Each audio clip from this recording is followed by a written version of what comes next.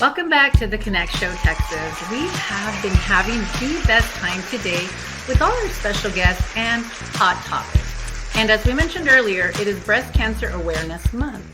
And the most important thing anyone can do for themselves is to take care of their health. So our next guest is going to help us do just that. Please welcome board certified OB-GYN, international board certified lactation consultant, and entrepreneur doctor, Stephanie Sublett. Welcome to our show. Hi, thank you for having me. Good to be here. Welcome. Let me tell you guys, Stephanie is so passionate about educating women on their health. I know you want to dive right into breast cancer awareness, Stephanie, but first, please tell us more about yourself, your journey, and how you became so passionate about supporting women's health. Yeah, so, I think looking back, even from, like a young age, undergrad through medical school, I've always been so just interested, genuinely interested in women's health, women's reproductive medicine, physiology. It's just always kind of been a constant for me that I just loved. And so kind of felt natural for me when I went into medical school that I was going to go into obstetrics and gynecology.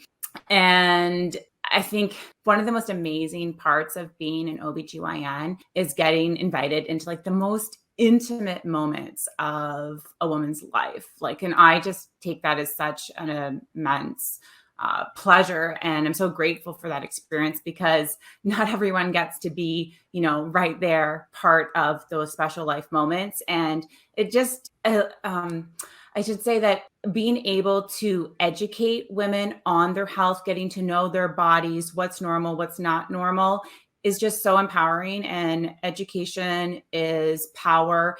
And I love being able to integrate education into my patient visits, but also more recently, I kind of went to social media about a year and a half ago. And one of the main pillars of why I went there was to be able to educate and reach more people than outside of just my office. Stephanie, I love that you focus and that you specialize in postpartum because I feel like many women probably do, it's overlooked and there's so much struggle with it, so much unknown struggle that women, don't talk about often. So please tell us, why is postpartum care so important and what does LILIV stand for? Yeah, so postpartum care is so important and you're right.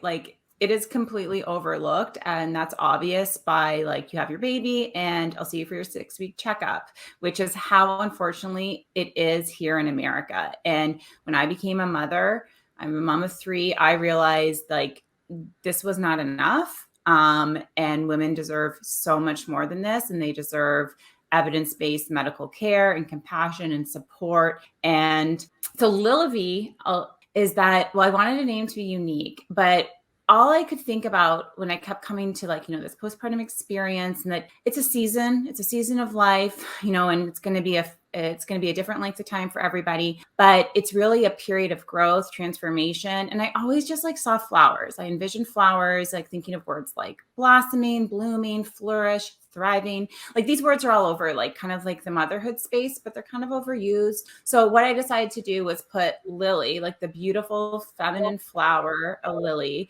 And, if nurtured and supported, it's going to blossom and bloom. But obviously, it's not all rainbows and, things need nourishment, water, support to grow. So that's what ivy represents, is just that support that women need during this transformative period of their life. Stephanie, this is so good. I do have 2 questions though. What is the proper way to perform as a self-examination? And especially if you have artificial breasts. So many of us do now. So is there a different process then? So the best way to really do a breast self-exam is just to do it regularly. So, once a month. If you're still menstruating, it's usually good to do it during the first week of your period or right after your period finishes.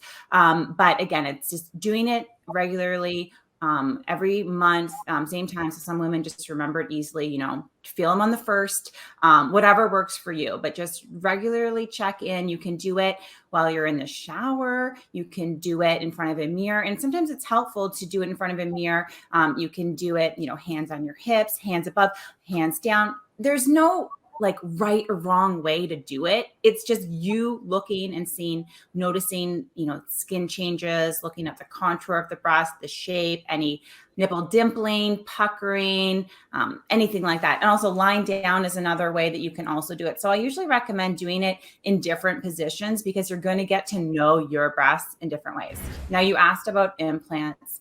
Yeah, it's going to be a lot harder to be able to feel the breast tissue if you have implants. The armpit is an area that you don't want to avoid, whether you have implants or not, because breast tissue does extend under the axilla.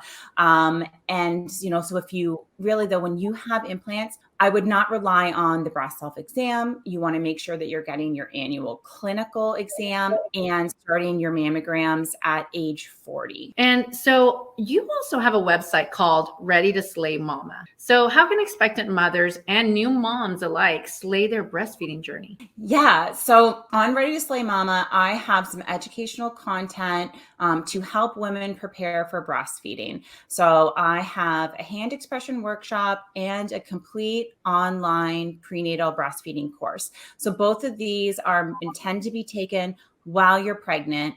They're not meant to like stress you out, like, oh, I got all this homework and like stuff to do. But I have found that when you don't prepare at all prenatally, learning to breastfeed can be so overwhelming. And when you are exhausted, as we all are after we have a baby, especially if you've had a long induction or, you know, whatever the case may be, it's not the ideal time to like learn a brand new skill. And while like a baby's screaming at you. And I know like a lot of us do it and like, you know, we just learn what we can, but it really is best to try to prepare and lay some of the foundations, like just learning expectations, just learning the basics, laying the foundation so that you can kind of start off ready to slide. Thank you so much. I really hope this helps so many women better understand their breast health. Please tell our viewers the best way to connect with you and your services. Yeah, so come hang out with me on social media, on Instagram. You can follow me at Ready to Slay Mama. Same handle on TikTok. My postpartum practice, I'm also on Instagram, so it's Lilavie Postpartum. And same my website, lilavipostpartum.com. You can come learn about all of my services and even my course. It's linked there with a whole bunch of resources for new moms. Stephanie, thank you again for being with us today and all the helpful information you've shared for all us women, moms to be. And that's all we have for today. We thank you again for joining us. And thank you all at home. Please take care of yourselves, spread awareness, and slay at whatever you do, whether it's breastfeeding, getting fit, or running your business. Here at the Connect Network, we see you and we always support you. So until next time, have a great day on purpose.